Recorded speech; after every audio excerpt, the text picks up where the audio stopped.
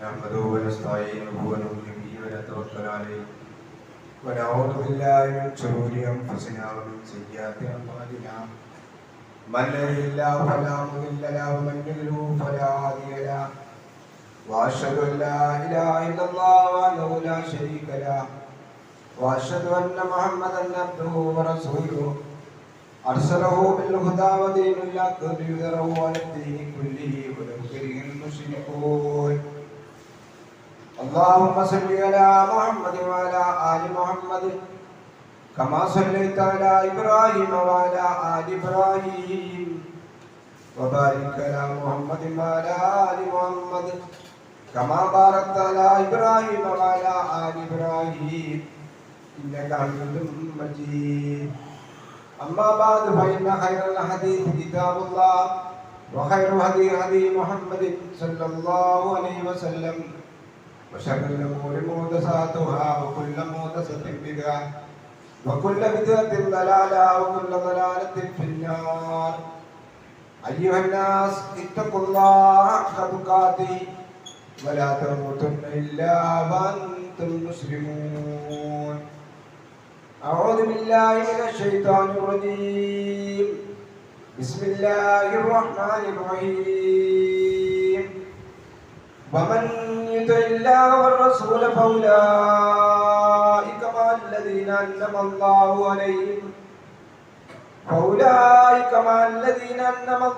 عليهم من النبيين والصديقين والشهداء والصالحين وحسن أولئك رفيقا. ബഹുമാന്യരായ സത്യവിശ്വാസികളെ സത്യവിശ്വാസികളെ പരമദയാലുവായ പടച്ചതമ്പുരാന്റെ ആജ്ഞാനിർദ്ദേശങ്ങൾ ജീവിതത്തിൻ്റെ നിഖില മേഖലകളിലും കഴിവിൻ്റെ പരമാവധി പാലിച്ചുകൊണ്ട് അള്ളാഹുവിനെ ഭയപ്പെട്ടുകൊണ്ട് നല്ല വിശ്വാസികളായിക്കൊണ്ട് ജീവിക്കണമേ എന്ന് ആമുഖമായി ഉണർത്തുകയാണ്, വസിയത്ത് ചെയ്യുക. സർവശക്തനായ റബ്ബ് അവൻ്റെ തൃപ്തി സമ്പാദിച്ചുകൊണ്ട് ജീവിച്ച് മരിക്കാൻ അള്ളാഹു നമുക്കൊക്കെ തൗഫീഖ് നൽകി അനുഗ്രഹിക്കുമാറാണ്. കഴിഞ്ഞ ഖുതുബയിൽ അള്ളാഹു മനുഷ്യർക്ക് അനുഗ്രഹമായി നൽകിയ ഒരു വികാരത്തെക്കുറിച്ചായിരുന്നു സൂചിപ്പിച്ചിരുന്നത്. അള്ളാഹു അവൻ്റെ പ്രവാചകനും ഇഷ്ടപ്പെടുന്ന രൂപങ്ങളിലായിരിക്കണം അള്ളാഹു നമുക്ക് നൽകിയ അനുഗ്രഹങ്ങൾ. ഏതനുഗ്രഹമാണെങ്കിലും ഏത് വികാരങ്ങളാണെങ്കിലും ഉപയോഗപ്പെടുത്തേണ്ടത് എന്ന് നമ്മൾ മനസ്സിലാക്കിയിട്ടുണ്ട്. ഇന്ന് അള്ളാഹു നമുക്ക് നൽകിയിരിക്കുന്ന മറ്റൊരു വികാരത്തെക്കുറിച്ച് സംസാരിക്കാനാണ് ഉദ്ദേശിക്കുന്നത്. അത് മറ്റൊന്നുമല്ല, അള്ളാഹു കനിഞ്ഞു നൽകിയിരിക്കുന്ന സ്നേഹം എന്ന് പറയുന്ന ഒരു അനുഗ്രഹം. നമുക്കറിയാം, നമുക്കൊക്കെ സ്നേഹമുണ്ട്. നമ്മൾ പലരെയും സ്നേഹിക്കുകയും ചെയ്യുന്നുണ്ട്, സ്നേഹിക്കുകയും വേണം. പ്രധാനമായും നമ്മുടെ ഉമ്മയെ നമ്മളേറെ സ്നേഹിക്കുന്നവരാണ്. നമ്മുടെ ഉപ്പയെ, നമ്മുടെ ഭാര്യമാരെ, ഭർത്താക്കന്മാരെ, നമ്മുടെ പ്രിയപ്പെട്ട മക്കളെ, സ്നേഹിതന്മാരെ, സഹോദരികളെ, നമ്മുടെ അയൽപക്കക്കാരെ, നമ്മുടെ സുഹൃത്തുക്കളെ, ഇവരെയൊക്കെ നമ്മൾ ഇഷ്ടപ്പെടുകയും സ്നേഹിക്കുകയും ചെയ്യാറുണ്ട്. അത് വേണം താനും. അത് അള്ളാഹു ഒരു പുണ്യകർമ്മമായി പറഞ്ഞിരിക്കുന്ന ഒരു സംഗതി കൂടിയാണ്. അതിലും അള്ളാഹു നിശ്ചയിച്ചിരിക്കുന്ന ആ രൂപങ്ങളിലുള്ള സ്നേഹവും സ്നേഹപ്രകടനവും നമ്മൾ കാണിക്കണമെന്ന് പ്രവാചകൻ സല്ലല്ലാഹു അലൈഹി വസല്ലം പഠിപ്പിക്കുന്നത്. ഒരിക്കൽ നബി സല്ലല്ലാഹു അലൈഹി വസല്ലമയോട് ഒരു സഹാബി വന്നിട്ട് പറഞ്ഞു, മറ്റൊരു സഹാബിയെ ചൂണ്ടിക്കാണിച്ചിട്ട്, എനിക്ക് ആ മനുഷ്യനെ നല്ല ഇഷ്ടമാണ്. അയാളോട് ചോദിച്ചു, നിനക്ക് അദ്ദേഹത്തോട് ഇഷ്ടമുണ്ട്, സ്നേഹമുണ്ട് എന്ന് നീ എപ്പോഴെങ്കിലും അയാൾ അറിയിച്ചിട്ടുണ്ടോ? അപ്പൊ അദ്ദേഹം പറഞ്ഞില്ല. എന്നാൽ ഞാൻ കാര്യം അയാളെ പോയി അറിയിക്കേണ്ടതുണ്ട്. അപ്പൊ നമ്മുടെ മനസ്സിലൊരു സ്നേഹമുണ്ടെങ്കിൽ ആ സ്നേഹം നമ്മൾ പ്രകടിപ്പിക്കാനുള്ളതാണ്. നമ്മുടെ ഇണകളോട് നമുക്ക് സ്നേഹമുണ്ടെങ്കിൽ, നമ്മുടെ മക്കളോട് നമുക്ക് സ്നേഹമുണ്ടെങ്കിൽ, മറ്റുള്ള ആളുകളോട് സ്നേഹമുണ്ടെങ്കിൽ ആ സ്നേഹം നമ്മൾ പ്രകടിപ്പിക്കേണ്ടുന്ന രൂപത്തിൽ പ്രകടിപ്പിക്കണം. എങ്കിലേ അത് അറിയുകയുള്ളൂ എന്ന് നമ്മൾ മനസ്സിലാക്കണം. നമുക്കറിയാം, ഒരു വിശ്വാസി എന്ന നിലയിൽ ഒരു മനുഷ്യനെ സംബന്ധിച്ചിടത്തോളം മനുഷ്യരുടെ കൂട്ടത്തിൽ ഏറ്റവും കൂടുതൽ നമ്മൾ സ്നേഹിക്കേണ്ടത് മഹാനായ അന്തിമ പ്രവാചകൻ റസൂലുള്ളാഹി സ്വല്ലല്ലാഹു അലൈഹി വസല്ലമയാണ്. റസൂലിനെ കഴിഞ്ഞിട്ട് നമുക്ക് മറ്റൊരാളെ അത്രയും ഗൗരവപൂർവ്വം സ്നേഹിക്കാൻ പാടുള്ളൂ. മഹാനായ പ്രവാചകൻ സ്വല്ലല്ലാഹു അലൈഹി വസല്ലമയെ സ്നേഹിക്കാത്തവൻ അവൻ മുസ്ലിമല്ല, അവൻ മുഅ്മിനുമല്ല, സത്യവിശ്വാസിയുമല്ല, സത്യവിശ്വാസിനിയുമല്ല. റസൂൽ സല്ലല്ലാഹു അലൈഹി വസല്ലമയെ സ്നേഹിക്കാത്തവൻ മുസ്ലിമല്ല എന്ന് നമ്മൾ മനസ്സിലാക്കി. യഥാർത്ഥ ഒരു മുഅ്മിൻ, യഥാർത്ഥ ഒരു മുസ്ലിം അള്ളാന്റെ പ്രവാചകനെ സ്നേഹിക്കുന്നവനായിരിക്കണം. പ്രവാചകൻ സല്ലല്ലാഹു അലൈഹി വസല്ലമ ഹദീസിലൂടെ വിശദീകരിക്കുകയുണ്ടായി, ലാ യുമിനു അഹദുക്കും ഹത്താ അകൂന അഹബ്ബ ഇലൈഹി മിൻ വാലിദിഹി വവലദിഹി വന്നാസി അജ്മഈൻ. വളരെ ശ്രദ്ധേയമായ ഒരു ഹദീസാണ്. മഹാനായ പ്രവാചകൻ സല്ലല്ലാഹു അലൈഹി വസല്ലം പറയാണ്, നിങ്ങൾ ആരും തന്നെ മുഅ്മിനുകളാവുകയില്ല, സത്യവിശ്വാസികൾ നിങ്ങൾ ആകുകയില്ല. എങ്ങനെയല്ലെങ്കിൽ ഹത്താ അകൂന അഹബ്ബ ഇലൈഹി മിൻ വാലിദിഹി വവലദിഹി വന്നാസി അജ്മഈൻ. നിങ്ങൾക്ക് നിങ്ങളുടെ മാതാപിതാക്കളെക്കാളും നിങ്ങളുടെ മക്കളെക്കാളും വേണ്ട, എല്ലാ മനുഷ്യരെക്കാളും ഏറ്റവും കൂടുതൽ ഇഷ്ടപ്പെടുന്നവൻ ഞാൻ ആവുന്നത് വരെ നിങ്ങൾ ആരും മുമ്പിനാവുകയില്ല. എല്ലാം പറഞ്ഞു.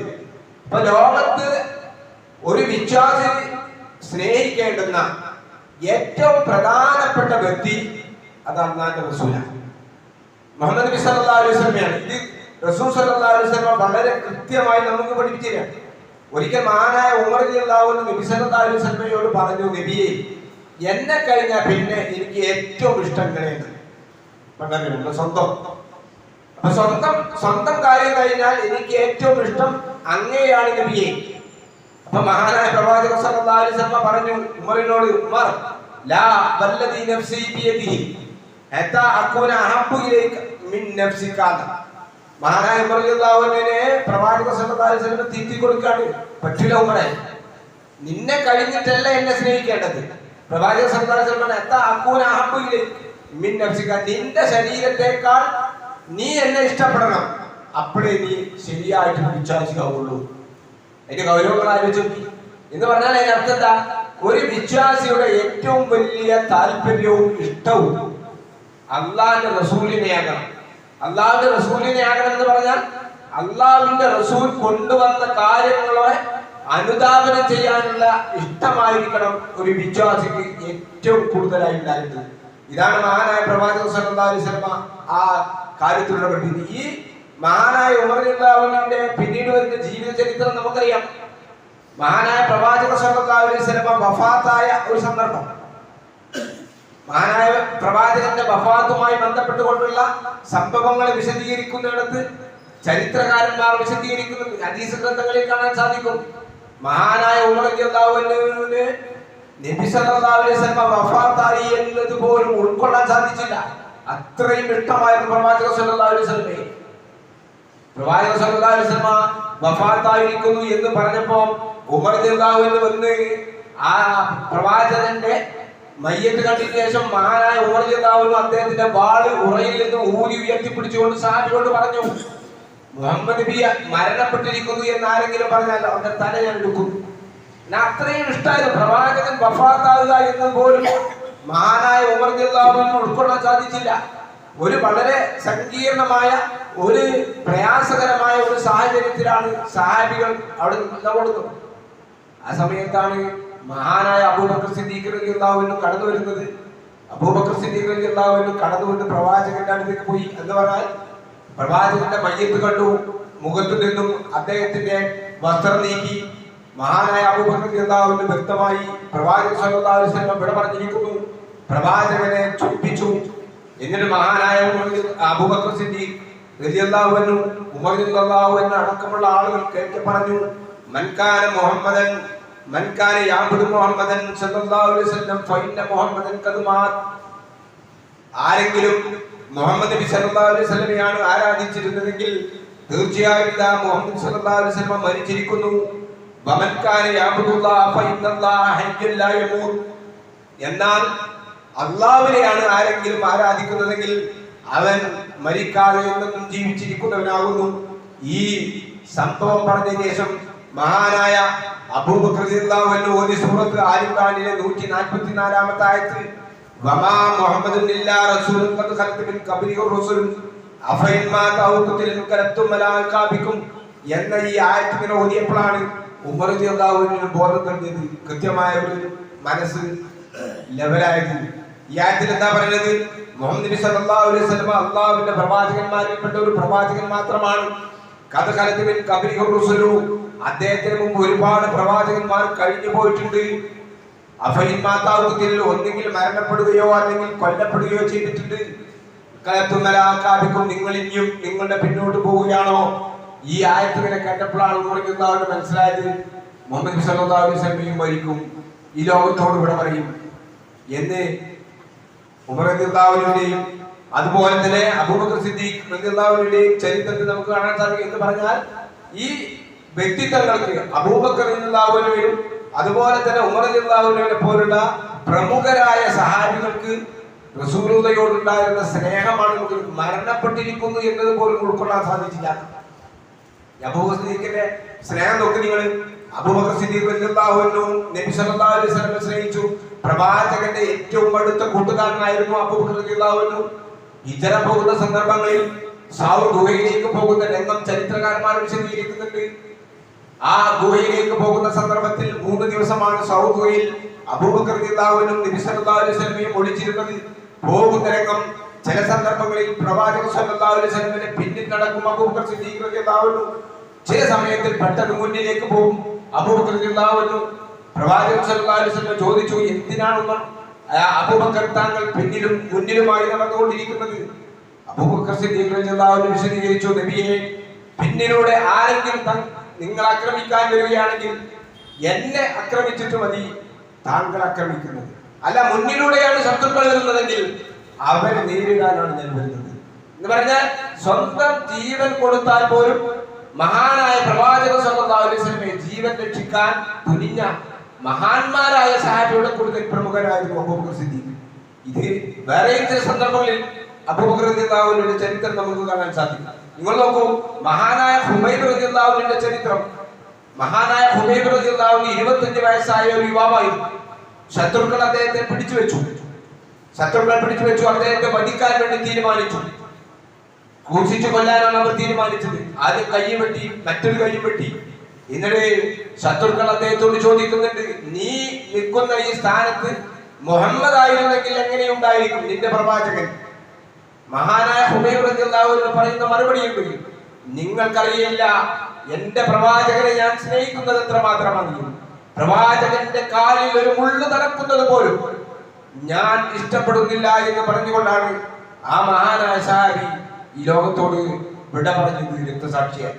ഇങ്ങനെ സഹാബിമാരുടെ ചരിത്രങ്ങൾ പരിശോധിക്കുമ്പോൾ ജീവന് തുല്യം അവർ സ്നേഹിച്ചത് നമുക്ക് പറയുകയെന്നല്ലാതെ അങ്ങനെ ഒരു മനുഷ്യൻ അല്ലേ? അബൂ സുഫിയാൻ പറയുന്നുണ്ടല്ലോ, അദ്ദേഹം മുസ്ലിം അല്ലാത്ത കാലഘട്ടങ്ങളിൽ അദ്ദേഹത്തോട് ചോദിക്കുന്നുണ്ട്, ഇർക്ക ചക്രവർത്തി എങ്ങനെയാണ് മുഹമ്മദിനെ അവരുടെ അനുയായികൾ സ്നേഹിക്കുന്നത്? അദ്ദേഹം പറയുന്ന മറുപടി എന്താ അറിയോ?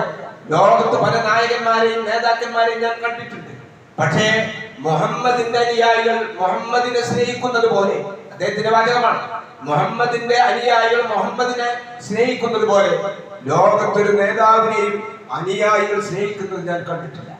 ബിലാൽ റളിയല്ലാഹു അൻഹുവിന്റെ ചരിത്രം നോക്കൂ നിങ്ങൾ. മഹാനായ ബിലാൽ റളിയല്ലാഹു അൻഹു നബി സല്ലല്ലാഹു അലൈഹി വസല്ലമയുടെ മുഅദ്ദിനായിരുന്നു, ബാങ്കുകാരനായിരുന്നു. പ്രവാചകൻ സല്ലല്ലാഹു അലൈഹി വസല്ലം വഫാത്തായതോടുകൂടി പിന്നീട് അദ്ദേഹം മദീനയിൽ പോലും നിന്നിട്ടില്ല എന്ന ചരിത്രം പറയുന്നത്. നബിയില്ലാത്ത മദീന അദ്ദേഹത്തിന് വളരെ വിഷമമായിരുന്നു. മഹാനായ ബിലാൽ റളിയല്ലാഹു അൻഹു ഷാമിലേക്ക് പിന്നെ താമസം മാറ്റുകയാണ്. കുറെ വർഷങ്ങൾക്ക് ശേഷം മഹാനായ ബിലാൽ റളിയല്ലാഹു അൻഹു മദീനയിലേക്ക് വരുന്ന രംഗമുണ്ട്, ചരിത്രത്തിൽ കാണാൻ സാധിക്കും. സഹാബികൾ പറഞ്ഞു നോക്കി, ബിലാൽ താങ്കൾ മദീനയിൽ വന്നില്ലേ? അതുകൊണ്ട് താങ്കൾ പണ്ട് വിളിച്ചിരുന്ന ആ ബാങ്ക് കേൾക്കാൻ ഞങ്ങൾ ആഗ്രഹിക്കുന്നു. താങ്കൾ ബാങ്ക് കൊടുക്കുക. റസൂലിന്റെ കാലത്ത് താങ്കളായിരുന്നല്ലോ ബാങ്ക് കൊടുത്തിരുന്നത്. അദ്ദേഹം വിസമ്മതിക്കുകയാണ്. അവസാനം നബി സല്ലല്ലാഹു അലൈഹി വസല്ലമയുടെ പേരമക്കൾ ഹസൻ റളിയല്ലാഹു അൻഹും ഹുസൈൻ റളിയല്ലാഹു അൻഹും ബിലാലിനോട് ആവശ്യപ്പെടുകയാണ്, താങ്കളുടെ ബാങ്ക് കേൾക്കാൻ ഞങ്ങൾ കൊതിക്കുന്നു. അങ്ങനെ അവരുടെ നിർബന്ധത്താൽ മഹാനായ ബിലാൽ റളിയല്ലാഹു അൻഹു ബാങ്ക് കൊടുക്കുന്നുണ്ട്. ആ ചരിത്രം നോക്കൂ നിങ്ങൾ. അല്ലാഹു അക്ബർ അല്ലാഹു അക്ബർ ബാങ്കിന്റെ ആ മുഖമെല്ലാം പറഞ്ഞതിന് ശേഷം അശ്ഹദു അന്ന മുഹമ്മദർ റസൂലുള്ളാഹ് എന്നുള്ള ബാങ്കിന്റെ വാചകം പറഞ്ഞപ്പോൾ അശ്ഹദു അന്ന മുഹമ്മദൻ എന്ന് പറയാൻ അദ്ദേഹത്തിന് സാധിച്ചില്ല, പൂർത്തീകരിക്കാൻ അദ്ദേഹത്തിന് സാധിച്ചില്ല. അദ്ദേഹത്തിന്റെ മനോമുഖങ്ങളിൽ മഹാനായ പ്രവാചകൻ സല്ലല്ലാഹു അലൈഹി വസല്ലം ജീവിച്ചിരുന്ന കാലഘട്ടത്തെ ഓർത്തു. പ്രവാചകനോടുള്ള സ്നേഹം കാരണത്താൽ മഹാനായ ബിലാൽ റളിയല്ലാഹു അൻഹു ബാങ്ക് പൂർത്തിയാക്കാൻ സാധിച്ചില്ല. ഇത് ചരിത്രമാണ്. അത്രയും സ്നേഹമായിരുന്നു സഹാബിവര്യന്മാരായിട്ടുള്ള ആളുകൾക്ക് പ്രവാചകൻ സല്ലല്ലാഹു അലൈഹി വസല്ലം. നമുക്കറിയാം, ഉഹുദ് രണാങ്കണത്തിൽ ഇസ്ലാമിക ചരിത്രത്തിൽ പ്രവാചകൻ സല്ലല്ലാഹു അലൈഹി വസല്ലമക്ക് ചില പരിക്ക് പറ്റി. ആ യുദ്ധത്തിൽ നബി സല്ലല്ലാഹു അലൈഹി വസല്ലം വധിക്കപ്പെട്ടിരിക്കുന്നു എന്ന കിംവദന്തി മദീനയിൽ പരന്നു. അങ്ങനെ പല ആളുകളും ആ യുദ്ധത്തിൽ രക്തസാക്ഷികളായി. അൻസാർ റളിയല്ലാഹു പോലുള്ള ആളുകൾ. അങ്ങനെ യുദ്ധത്തിൽ നിന്നും ചില ആളുകൾ പിന്തിരിഞ്ഞോടാൻ തുടങ്ങി. ഈ സമയത്ത് ബനൂ ദീനാറിൽപ്പെട്ട ഒരു സഹാബ വനിത ഓടിപ്പോകുന്ന സഹാബികളെ പിടിച്ചു നിർത്തുന്നുണ്ട്. ചരിത്രം പറയാണ്. ചരിത്രത്തിൽ പറയുന്നത്, ഓരോ മനുഷ്യരെയും പിടിച്ചു നിർത്തിക്കൊണ്ട് അവർ ചോദിക്കുന്നത്, എന്റെ റസൂലിന് എന്ത് പറ്റി? അങ്ങനെ നാട്ടിൽ പരന്നിട്ടുണ്ട് നബി സല്ലല്ലാഹു അലൈഹി വസല്ലം വധിക്കപ്പെട്ടിട്ടുണ്ട് എന്നുള്ളത്. അപ്പൊ ബനൂ ദീനാറിൽപ്പെട്ട ആ സഹോദരൻ ചോദിച്ചപ്പോൾ അവരോട് പറഞ്ഞു, ഇതാ ഈ യുദ്ധത്തിൽ നിങ്ങളുടെ ഭർത്താവ് രക്തസാക്ഷിയായിരിക്കും. ആ സഹോദരി ചോദിക്കുന്നത്, ഞാൻ അതല്ല ചോദിച്ചത്, എന്റെ ഹബീബായ റസൂലിന് എന്ത് പറ്റി? അപ്പൊ മറ്റൊരു മനുഷ്യൻ പറഞ്ഞു, സഹാബി പറഞ്ഞു, നിങ്ങളുടെ പിതാവ് ഈ യുദ്ധത്തിൽ രക്തസാക്ഷിയായിരിക്കും. അപ്പോഴും ആ സഹോദരി പറയുന്നത്, എനിക്കതല്ല കേൾക്കേണ്ടത്, എന്റെ ഹബീബായ റസൂലിന് എന്ത് പറ്റിയിരിക്കുന്നു? അവരിപ്പോൾ പറഞ്ഞു, നിങ്ങളുടെ മകനും ഈ യുദ്ധത്തിൽ രക്തസാക്ഷിയായിരിക്കും. അവസാനമാണ് പ്രവാചകൻ സല്ലല്ലാഹു അലൈഹി വസല്ലം വധിക്കപ്പെട്ടിട്ടില്ല, പ്രവാചകൻ സല്ലല്ലാഹു അലൈഹി വസല്ലം ജീവിച്ചിരിക്കുന്നു എന്ന് ആ സഹോദരൻ കേൾക്കുന്നത്. നിങ്ങൾ നോക്കൂ, സ്വന്തം പിതാവ് മരിച്ചിട്ട്, സ്വന്തം സഹോദരൻ രക്തസാക്ഷിയായിട്ട്, സ്വന്തം ഭർത്താവ് രക്തസാക്ഷിയായിട്ട് പോലും ആ സഹോദരി ഏറ്റവും കൂടുതൽ അറിയേണ്ടിയിരുന്നത് നബി സല്ലല്ലാഹു അലൈഹി വസല്ലമക്ക് എന്ത് പറ്റി എന്നുള്ളതാണ്. അതുകൊണ്ട് എന്റെ പ്രിയപ്പെട്ട സഹോദരന്മാരെ, സഹോദരികളെ, നമ്മൾ മനസ്സിലാക്കേണ്ടത്, അള്ളാഹുവിന്റെ റസൂലിനെ ജീവിതം കൊണ്ട് സ്നേഹിക്കുക എന്നുള്ളതാണ് ഇക്കാലഘട്ടങ്ങളിൽ നമ്മൾ ചെയ്യേണ്ട ഏറ്റവും വലിയൊരു പുണ്യകർമ്മം.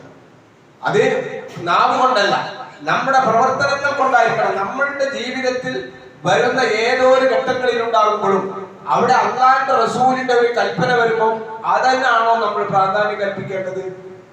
സ്വന്തം നമ്മുടെ ഇഷ്ടമാണോ? ഇതാണ് നമ്മൾ മനസ്സിലാക്കേണ്ട കാര്യം. അവിടെ അള്ളാഹുവിന്റെ റസൂലിന്റെ ഇഷ്ടത്തിനായിരിക്കണം നമ്മൾ പ്രാധാന്യം കൽപ്പിക്കുന്നത്. നിങ്ങൾ നോക്കൂ, സഹാബിവര്യന്മാരായിട്ടുള്ള ആളുകൾ സൗബാൻ റളിയല്ലാഹു അൻഹു നബി സല്ലല്ലാഹു അലൈഹി വസല്ലമയുടെ വേലക്കാരൻ കൂടിയാണ്. വേറെ ചില സഹാബികളും പ്രവാചകൻ സല്ലല്ലാഹു അലൈഹി വസല്ലമയോട് ഒരിക്കൽ ചോദിക്കുകയുണ്ടായി, നബിയെ, താങ്കൾ നമ്മളൊക്കെ മരണപ്പെട്ടു പോയാൽ താങ്കൾ സ്വർഗത്തിലെ ഏറ്റവും ഉന്നതമായ സ്ഥാനത്തായിരിക്കും. ദുനിയാവിൽ ഞങ്ങൾക്ക് നിങ്ങളെ കണ്ടുകൊണ്ടിരിക്കാം, പക്ഷേ സ്വർഗത്തിലെത്തിയാൽ എങ്ങനെയാണ് ഞങ്ങൾ നിങ്ങളുടെ കൂടെ സഹവസിക്കുവാനും കാണുവാനും ഞങ്ങൾക്ക് സാധിക്കുക?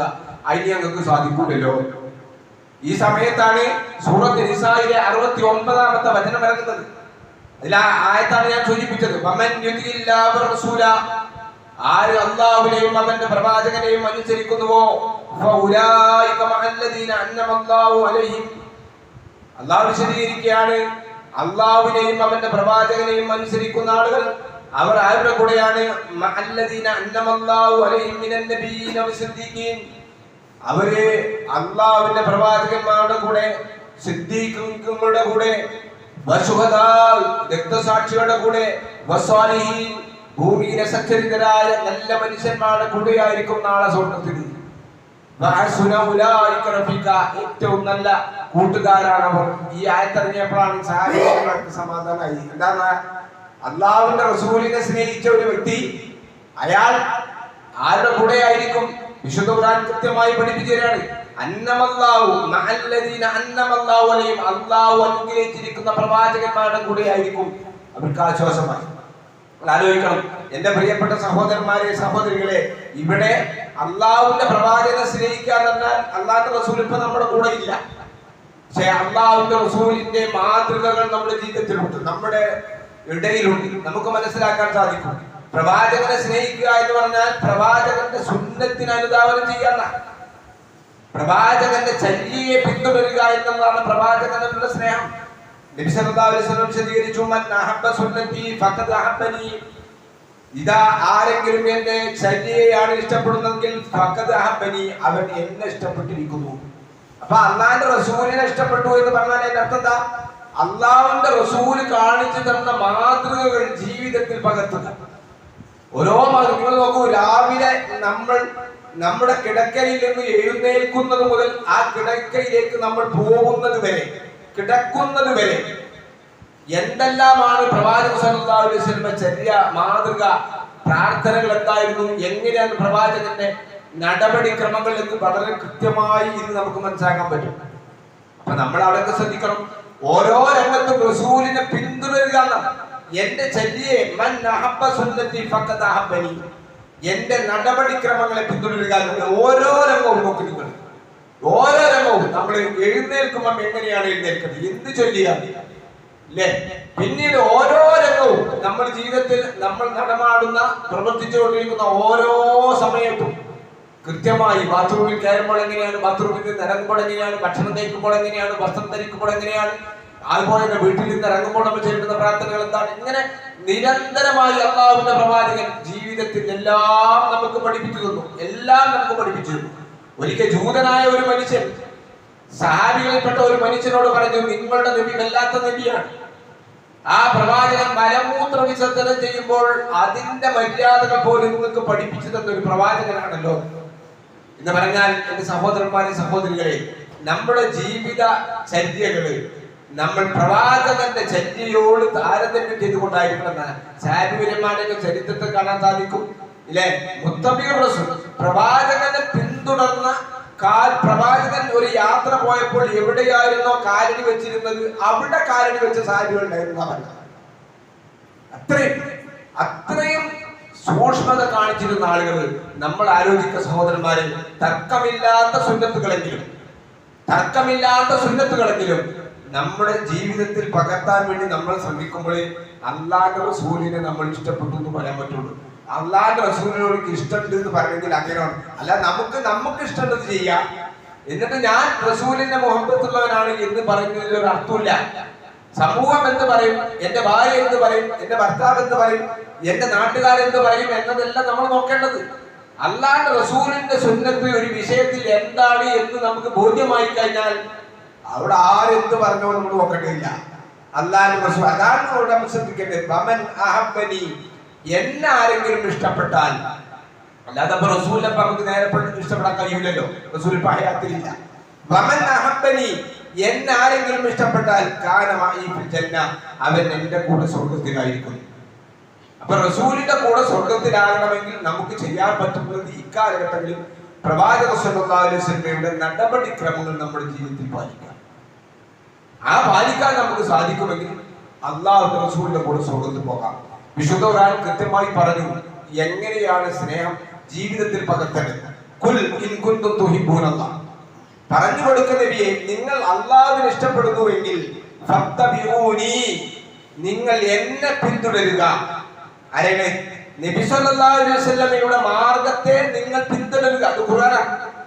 നിങ്ങൾ അല്ലാഹുവിനെ നിങ്ങൾക്ക് ഇഷ്ടമുണ്ട് എങ്കിൽ നിങ്ങൾ ചെയ്യേണ്ടത് ഫത്തബിഊനി, നിങ്ങൾ എന്റെ നടപടിക്രമങ്ങൾ, ഞാൻ എന്തെല്ലാം കാര്യങ്ങൾ ചെയ്യണമെന്ന് പറഞ്ഞോ അത് ചെയ്യുക, എന്തെല്ലാം കാര്യങ്ങൾ അരുതെന്ന് പറഞ്ഞോ അതിൽ നിന്നെല്ലാം നിങ്ങൾ ഒഴിവാക്കുക. ഇതാണ് നടപടിക്രമം എന്ന് പറയുന്നത്.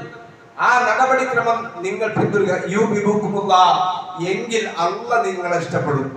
അപ്പൊ അല്ലാഹ് നമ്മളെ ഇഷ്ടപ്പെടണമെങ്കിൽ എന്താ അവിടെ പറഞ്ഞിരിക്കുന്ന നിബന്ധന? അല്ലാഹുവിന്റെ റസൂലിന്റെ മാർഗത്തെ പിന്തുടരുക. വയഗ്ഫിറു ലക്കും, ജീവിതത്തിൽ വന്നു പോയിരിക്കുന്ന പാപങ്ങൾ അല്ലാഹു തആല പുറത്തു തരും. എന്ത് ചെയ്താല്? അല്ലാഹുവിന്റെ റസൂലിന്റെ മാതൃകകൾ നമ്മൾ പിന്തുടർന്നാൽ വല്ലാഹു ഗഫൂറുർ റഹീം, അല്ലാഹു പാപങ്ങൾ പൊറുക്കുന്നവനാകുന്നു, ദയാനിധിയാകുന്നു എന്ന് വിശുദ്ധ ഖുർആൻ നമുക്ക് പഠിപ്പിച്ചു.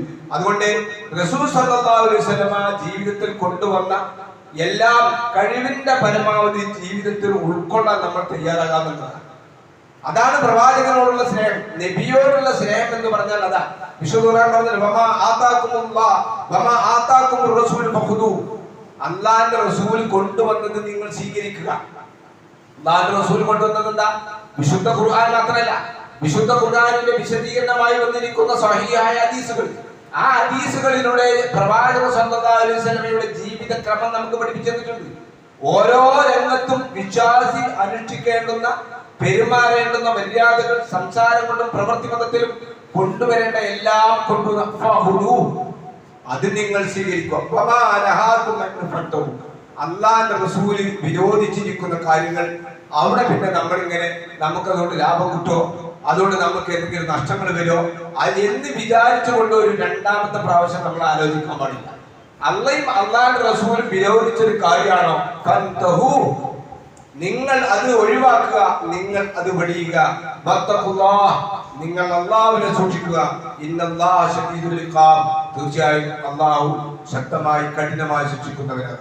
അതുകൊണ്ട് എന്റെ പ്രിയപ്പെട്ട സഹോദരന്മാരെ, സഹോദരികളെ, ഈ മാസത്തിൽ നമ്മൾ ആലോചിക്കേണ്ടുന്ന ഒരു സംഗതി, അള്ളാഹുവിന്റെ റസൂലിനെ സ്നേഹിക്കാത്തവൻ മുസ്ലിമോ മുഅ്മിനുമല്ല. ആ റസൂലിനെ സ്നേഹിക്കേണ്ടത് എങ്ങനെയാണെന്ന് ചോദിച്ചാൽ, പ്രവാചക സല്ലല്ലാഹു അലൈഹി വസല്ലം ജീവിതത്തിലൂടെ കാണിച്ചു തന്ന പ്രവാചകന്റെ നടപടിക്രമങ്ങൾ, കൽപ്പിച്ചിരിക്കുന്ന കാര്യങ്ങൾ ചെയ്യുകയും വിരോധിച്ചിരിക്കുന്ന കാര്യങ്ങളിൽ നിന്ന് നമ്മൾ അകന്നു നിൽക്കുകയും ചെയ്തുകൊണ്ട് മാതൃകാപരമായി നമ്മൾ ജീവിക്കുക. അല്ലാഹു നമ്മളെ